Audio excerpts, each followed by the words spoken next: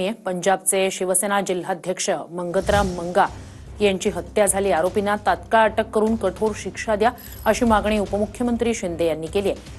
खलिस्तानी विचारसरणीच्या लोकांकडून शिवसैनिकाची हत्या झाल्याचं शिंदेंनी म्हटलंय।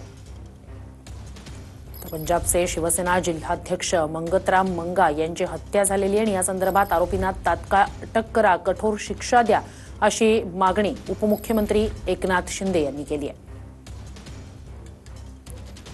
त्यांनी नेमकं काय ट्विट या संदर्भात केलंय आपण पाहूया।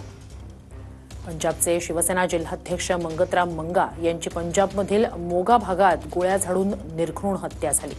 जिल्हाध्यक्षाची हत्या अत्यंत दुःखद आहे। खलिस्तानी विचारसरणीच्या लोकांकडून शिवसैनिकाची हत्या झालेली आहे। या हत्येतील सर्व आरोपींना तात्काळ अटक करून कठोरात कठोर शिक्षा द्यावी असं ट्विट एकनाथ शिंदे यांनी केलंय।